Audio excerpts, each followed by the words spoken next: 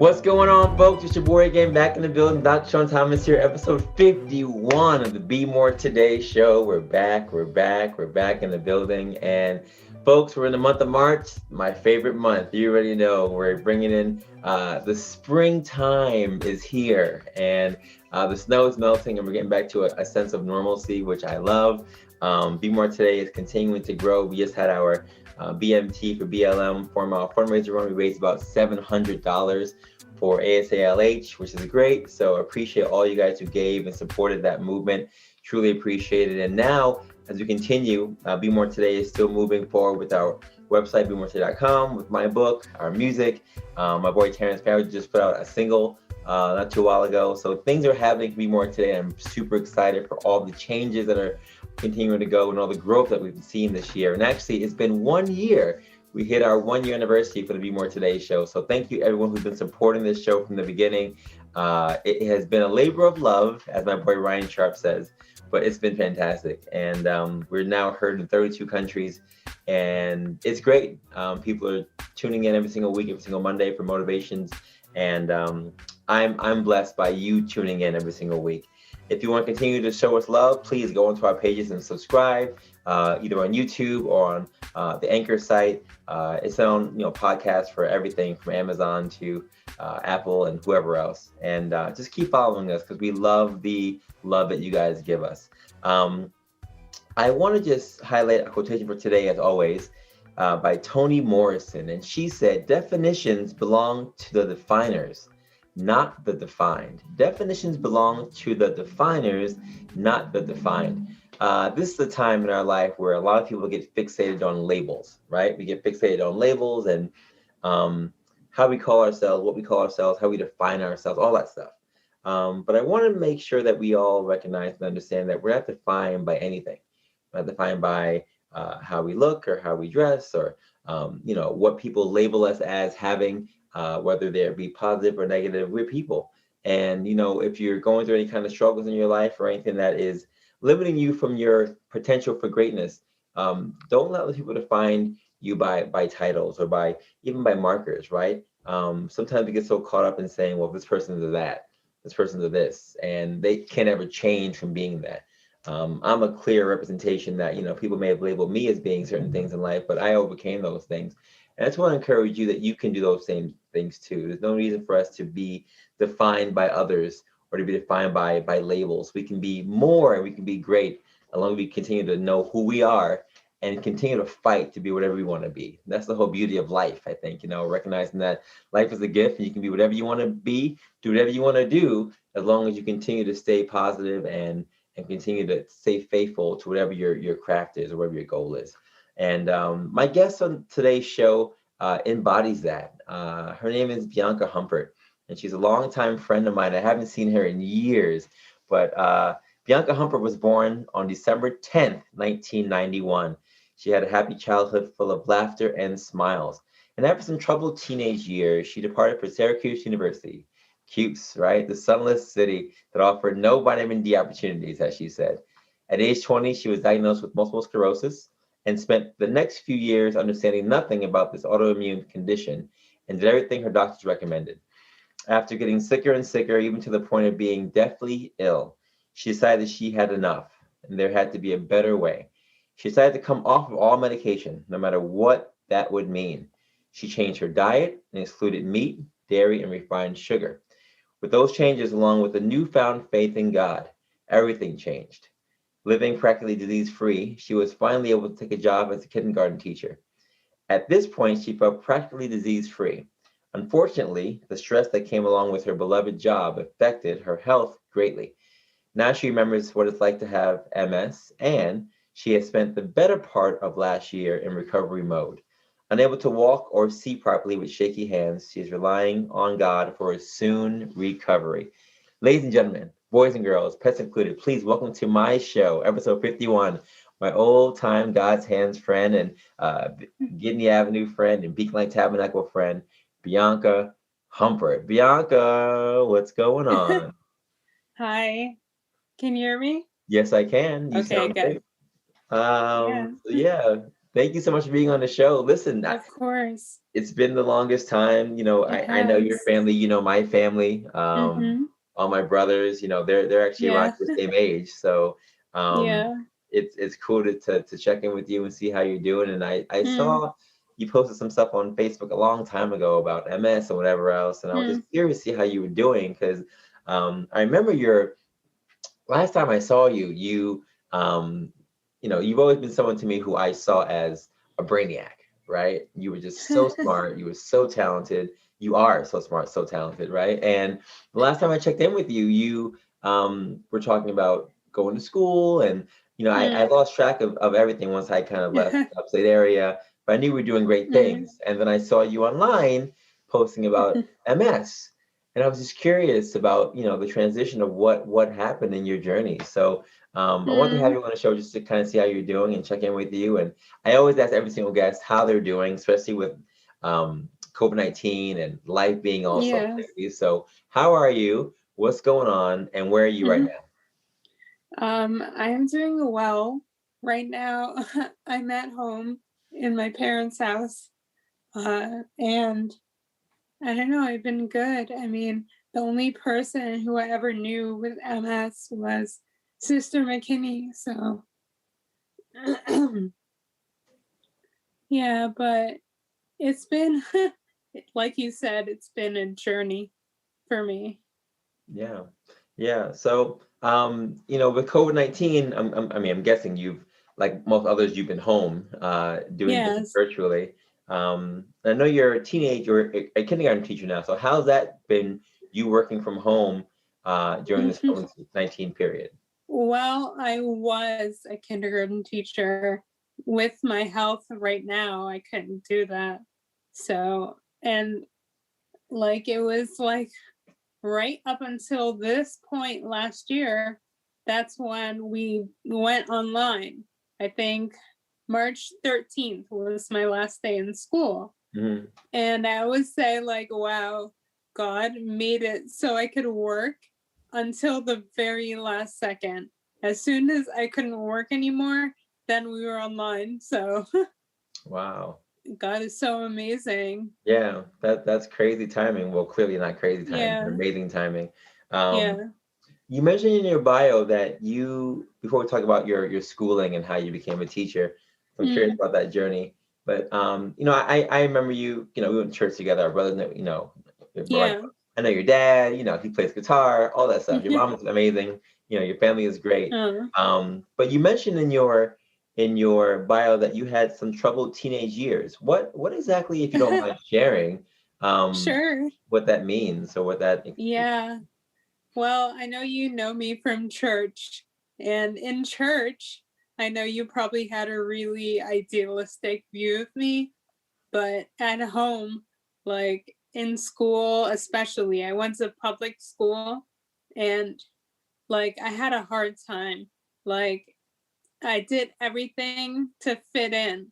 So, like, that meant I acted out a lot and I got in trouble a lot. And I was really bad in school.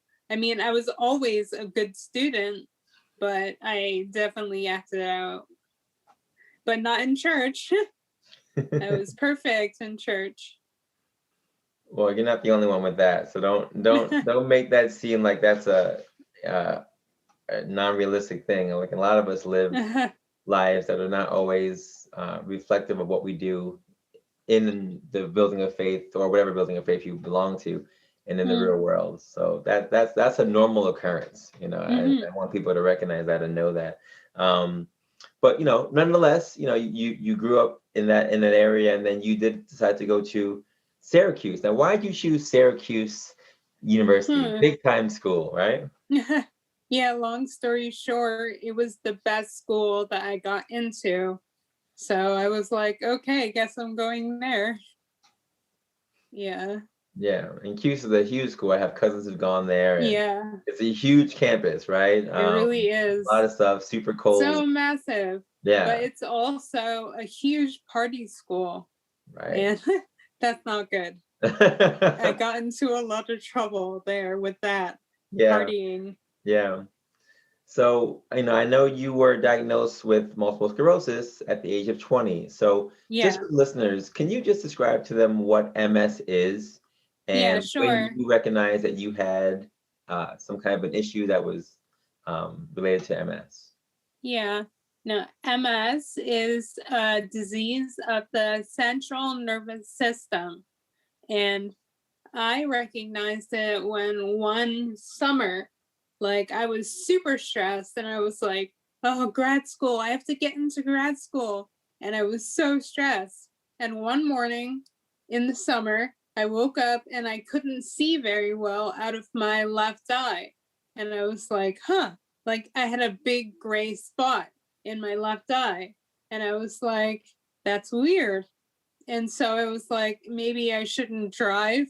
At the time I was still driving. I can't now, but I told my mom when she got home and I was like, I have to go to the eye doctor. And she brought me, and the ophthalmologist, I'll never forget him, Dr. Patel. He was like, okay. And he like looked in my eyes and then he sat back and I was like, so what's wrong with me? And he's like, oh, I know. And I was like, okay, you know, but can you tell me? And he was like, yes, I know, but no, I can't tell you. And I was like, huh? He was like, you have to see a neurologist. And so I was like, okay. I went to neurology and I got an MRI. And the MRI was consistent with MS. And that is MS is it stands for multiple scars. So it's like the accumulation of many scars in your brain and your spine. And I remember I broke down and cried when I found out. I was like, oh my goodness, like, what is this? Only, like I said, the only person I knew was Sister McKinney. And I was like, does that mean I won't be able to walk? And my doctor was like, well, that could happen, but you don't know that. And she put me on something called Copaxone. And that's an injectable medication. And I was on that.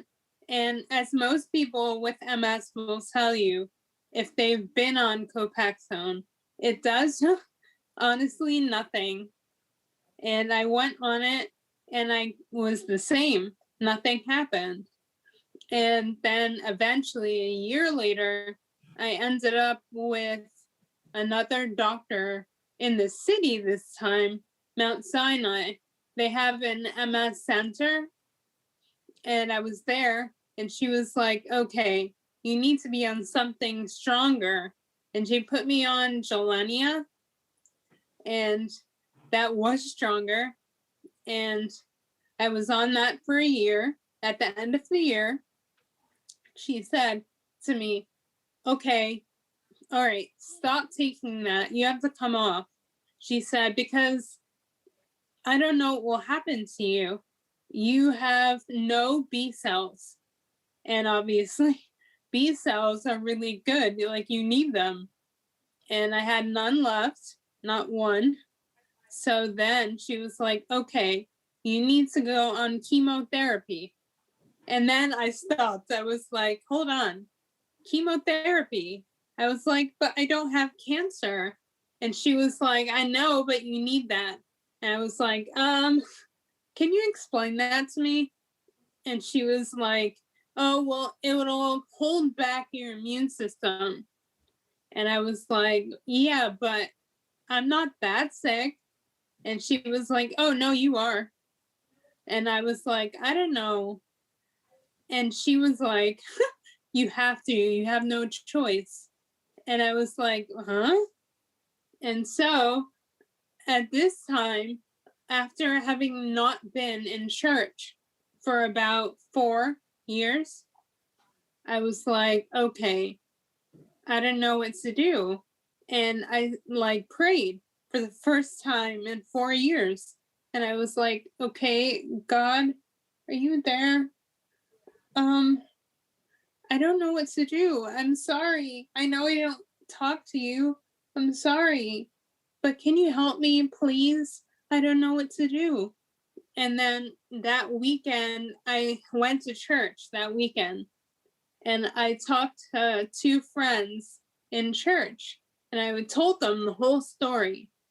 And they were like, well, I have one friend who he misses no words. He was like, okay, look, I can't tell you what to do, but I wouldn't do it. I don't think you should do it. And I was like, okay. And then I was like, can you? No, he decided to send me a sermon and I listened to it. It was about faith. And I was like, okay, Lord, I can't do this. And I canceled on Monday, I canceled the appointment. And then the next day, the day I should have went to the city to get infused, it snowed so bad in the city that all the trains were shut down. And to get to there from here is a big deal. But with no train, I couldn't go. And then, but that was after I already canceled. And I was like, wow, God, you really do care. You're like actually listening. Like, I get it. I was so happy. And that's kind of how this all started. Wow. That is an incredible story. And a story that, it seems clear that you did not really anticipate being a part of, the thing with No. MS. And, for those who are listening, she mentioned a woman named Sister McKinney. Sister McKinney, that was a person who went to our church, and she was diagnosed with MS. And as long as I knew her, she had MS. And as Bianca mentioned, the signs of MS are, like you said, degenerative in the sense that it does become multiple scars on your spinal cord and on your brain, and it leads to a number of different issues in terms of how the brain and the body functions. Do you mind just sharing some of the things that you experienced, Bianca? Just oh man. Sure. Let's see. My first relapse was blindness in my left eye. And then a year later, I developed blindness in my right eye, but that was way, way, way worse. Like the left eye was only like grainy and really foggy. The right eye was totally black. It was total blackness. And then after that, in that February, I was in college still, and it was time for spring break. And I remember I woke up one day in college and I felt like weakness in my legs and I couldn't walk. And then my parents, they came to pick me up from Cuse, and I was like, okay, I don't know what's gonna happen. And they brought me home, and I was stuck in bed for a couple weeks. And by the time spring break rolled around, when I would have been out of school anyway, like I could feel like my legs were weak, but it was starting to come back a little. And then by the end of spring break, I was able to go back to school and fully walk. And then, okay, so now let's fast forward to summer of 2015.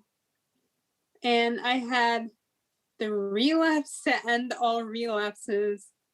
First, I couldn't walk at all. And then, like, the next, I was in the hospital for a week. And in the hospital, I couldn't really breathe. And then after that week was over, my walking came back, but I still wasn't doing good. Like I wasn't able to chew or swallow or spit or anything. Like, well, the spit did come because I couldn't swallow, But it was really rough. I was in the hospital and I was in bad shape. And then after that, my doctor was like, okay, are you gonna go on the thing I told you to now? And I was like, I really don't want to. And she was like, you have no choice. And in the hospital, in a way, I had no choice. And she put me on that one dose, and I took it, and then I went home. And when I saw her again, she was like, you could have died. And I said, but Dr. Katz, like, I could walk out of your office and I could go to get a cab, cross the street, and get hit by a car and be just as dead. And after that, though, I was like, no more. I'm done. I don't care what happens to me. God has me. I don't care. I'm not doing this anymore. Yeah. And from that point forward, I had no relapse for 5 years until this one. Wow. So you say once you went off the medication and, renewed your connection, your faith with God, everything kind of changed for you. Yes, absolutely. That's incredible. I just wanted to just piggyback on what you were saying. As a physical therapist, we see a number of people who go through or experience the signs and symptoms of MS. And usually, they come to see us when they're in the, not so much the relapse phase, but when they're in the dormant phase, right? When things are going pretty well, because it's easy to do things when, the pain is not there and you don't have all of the symptoms like you're explaining right now. And, our job, and I'm sure you've probably done some kind of therapy is for yourself as well. Yes. Just, work on strengthening and reducing pain wherever we can and doing what we can to make the muscles work, but not to tax them too much, because if you do too much, like you have already explained, that can put you back into a relapse. Yeah. And then, you become, back to where we are now. So it's a very thin line. It's a very sensitive line in terms of what in this condition, what the body can and cannot do, and things like anxiety, those things, depression, those things make the body feel a little more taxed. And like you said, can definitely bring you back to a place. So I'm curious, once you renewed your connection with God and you felt more and you went off the medication, what happened after that for you? Because I know you said you changed some of your eating habits and other things changed. You had no relapses. What else happened during that time for you to be so great for that 5-year stint? Well, I mean, yes, I did definitely stick to the diet. And to this day, I am vegan, and I'm very dedicated to that. And also, I got a job in our local Christian school. First, I taught technology and gym, and then I got kindergarten. For 2 years, I taught kindergarten. Yeah. That's awesome. Now, kindergarten is a great year. My daughter, as I shared with some people, is in kindergarten now. Actually, she just turned 6. So happy birthday to her.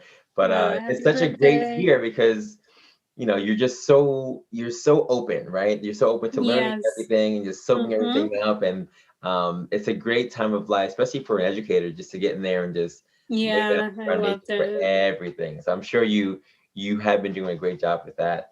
And I'm glad that came up for you. Yeah, absolutely. So, you and I both believers, we have a faith that we believe in, when it comes to Christianity. And no matter what you believe, faith in something is always amazing. Yeah. How do you think your faith has been tested during this time? I'm sure people have asked you this number of times, and it's always, it's always easy to say, you got to have faith without works is dead, all this stuff, right?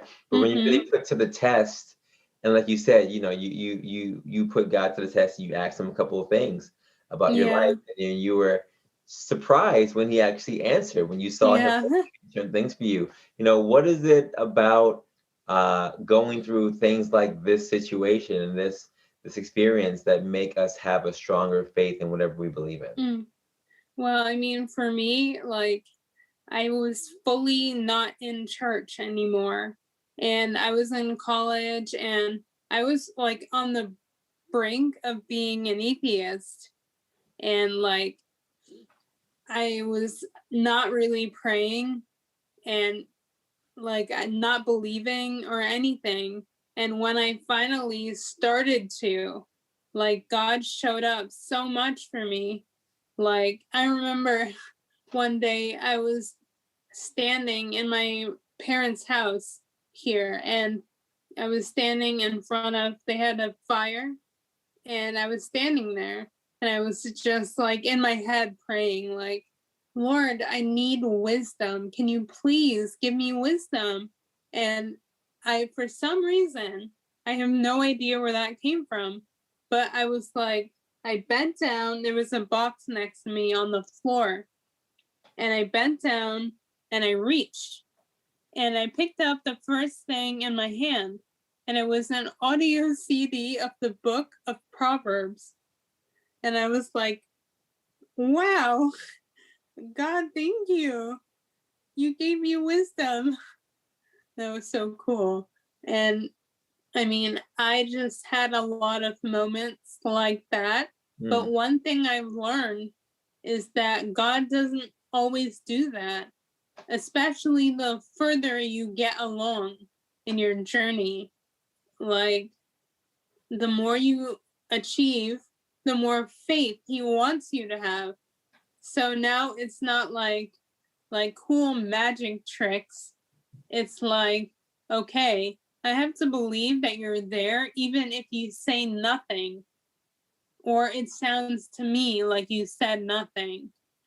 And I like that's been my journey this year of like, wow, God, I can't hear you. Like, I need to hear you. And God has shown up like at time and time again. Wow. That's powerful. You know, you just said something that was very profound in the sense that you said in the initial stages for people who don't have the biggest faith, like you said, you asked for wisdom, and God literally gave you the book of Proverbs, the book that talks about what wisdom is, right? Right there in your lap, right there on the floor. But as you continue to grow, you continue to go through things, and He wants you to have more faith and to trust Him more, and to continue to collect that wisdom to do better things. He's not going to make it as easy for you to say that, well, here it is, right? He's going to expect you to learn and to use experiences you went through to be better at having more faith in Him. So I think that's powerful. And I think sometimes we get so caught up in asking God or whoever for handouts, just asking for the same handouts, the same crumbs, the same this and that, where God is trying to really say, you know what, you gotta grow a little bit. Like, you're not in kindergarten anymore. You gotta go to first grade now.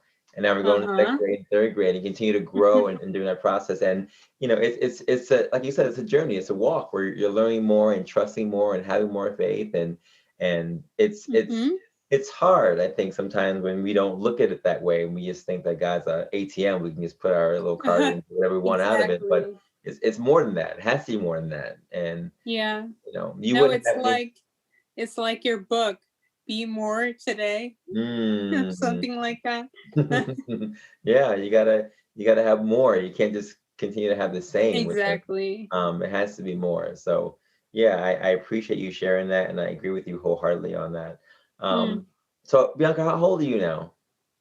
29. Okay, so it's been 9 years since you've been diagnosed with MS, right? Yeah. Okay. My last question before the break is, so I mentioned a quote earlier by Toni Morrison saying, definitions belong to the definers, not the defined. And I'm sure you probably have this experience at some point in time where people defined you by this, right? I'm sure there have been people in your life, whether family or friends, and whether they meant it intentionally or not. But, we are a society where people are so fixated on labels, Black person, white person, this person, that person. And when it comes to even what we have in terms of our health history, someone who may be a diabetic, or someone maybe who has MS, we get labeled as those things, and that becomes who we are. Do you feel like you're defined by MS, and how do you define yourself when again, this is something that, depending on the day and time of year, can affect you tremendously or not affect you at all. So, how do Yeah. you find yourself when it comes to this MS thing? Yeah, no, I mean, I think to answer that question now, I think I've had a harder time lately with it. Like, I feel more defined by it now because this is the first time, the first relapse I've ever had where it's been so long lasting, and I have never been trapped in a wheelchair. And for me, it's a new thing. Like, I'm not used to being here. So that is something I always fight to overcome.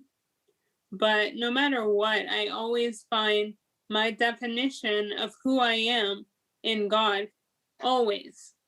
So no matter what, I know I have to go to Him and I have to ask Him, God, what do you see me as? Because I know if I ask myself, I will come up with a whole long list of negative things. And I don't want to do that. So, I mean, like, there are so many things. Like, I don't know if everyone can hear this or not, but even right now, it's hard for me to speak clearly. So, like, and then it's also hard for me to see clearly.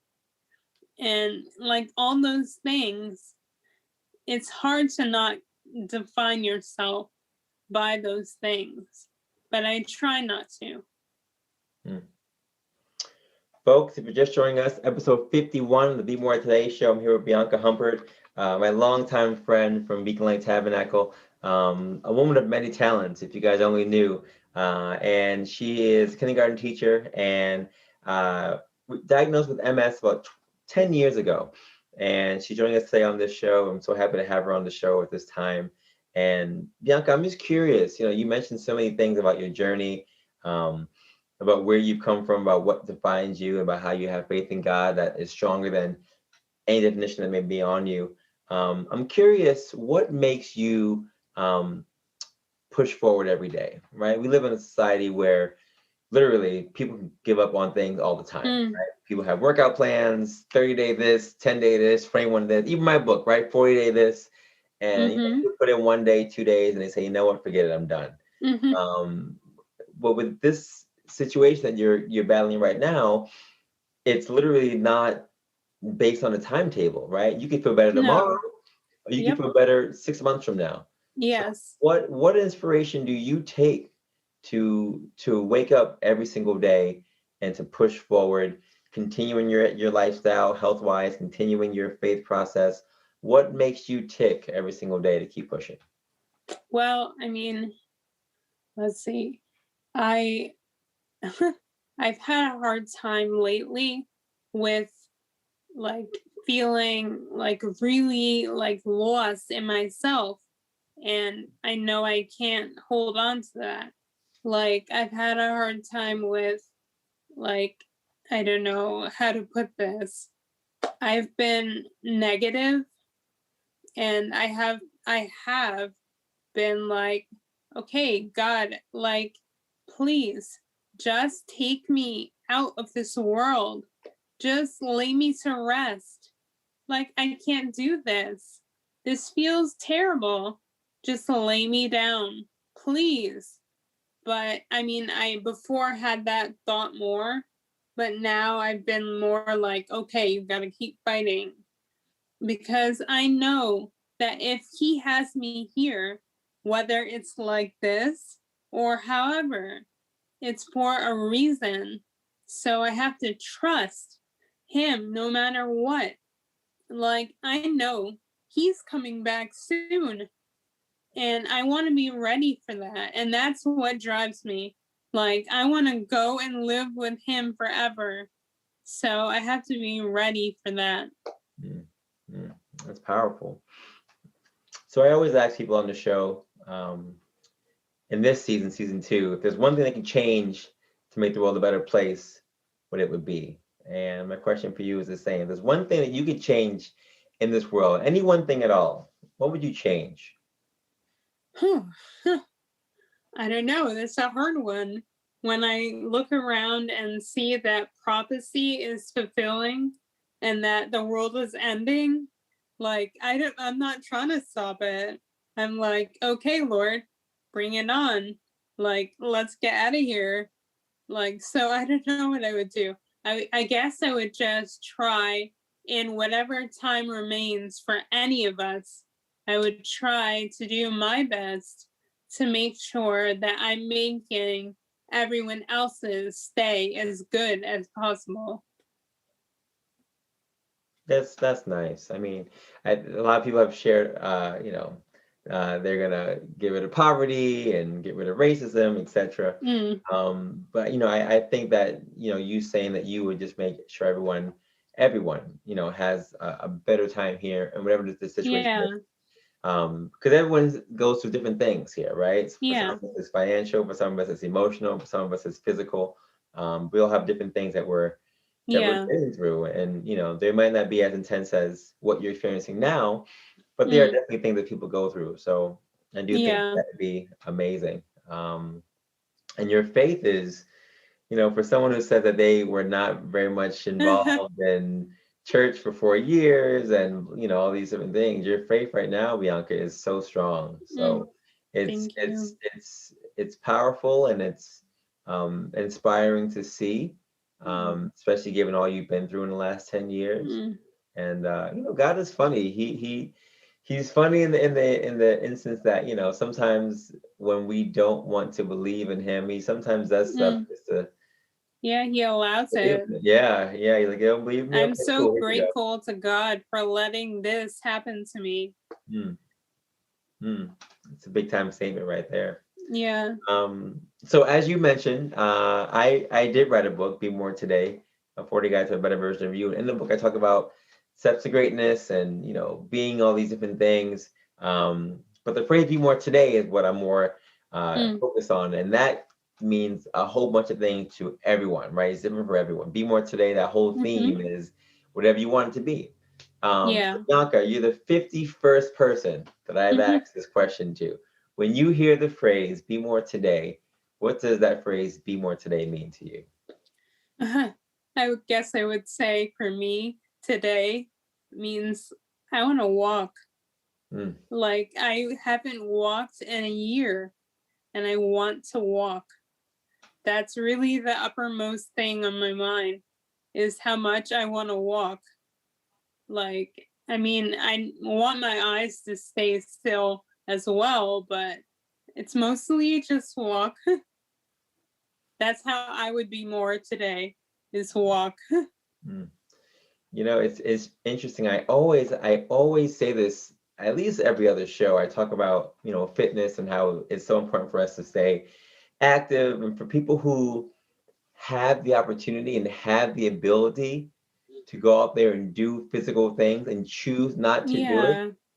I think Oh, about people in your situation right now because you want to walk and you can't, yes. So for everyone who's listening out there who can walk, if you have the ability to get up and actually do physical movements, please don't take Yes. it for granted. I mean, this is something that is a blessing. It's a gift. A Yes. gift to be able to get up and use your muscles, to be able to tell your brain, to tell your body to get up and move. Stuff Yes. that we take for granted all the time. And even during this quarantine COVID-19 madness, a lot of us have gotten so comfortable in front of our computers and our couches that we really have, Yeah.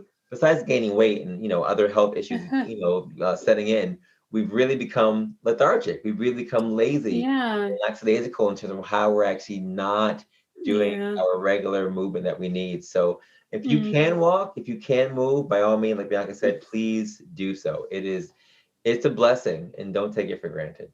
Don't Get take it. up and walk. That's right. Get up and walk. Bianca, what's one thing that you have decided to do or have already done to enhance your life in 2021? One thing you wanted to start doing this year that was different from last year. I guess I've just gotten even closer to God. Like I recognize that I can get stuck in my own head a lot. And I've just like gotten better at like putting me aside and saying, okay, God, I know you got this. So trusting him more. Yeah, that's I think very hard to do at first, but once you, again, like I said earlier, get that faith train going, it's easier to trust him, especially with stuff that we have no real control over, you know. And even going off the medications, I got to say, you know, a lot of people talk about the use of medications and how they can help us, and some talk about how it can hurt us. You know, that debate is for a different show. But you having the faith to say, you know what, I'm not doing that. I'm gonna go this route and continuing it and seeing success. I mean, that is faith personified. Well, I mean, yes. No, I'm saying like I have had that struggle with like, okay, Lord, I'm just gonna go to the doctor and get medicine, but I've always been like back down from it. And I have a doctor now, Dr. Mag, and I said to him, like, okay, in the hospital, I forgot that I was in the hospital in the beginning of December, and I was like, okay, I don't know what to do.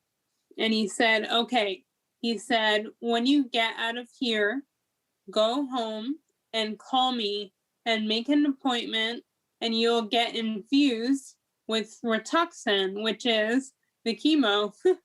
And I was like, okay. But I mean, I was like, you know, I can't do that. And and then I never called him back.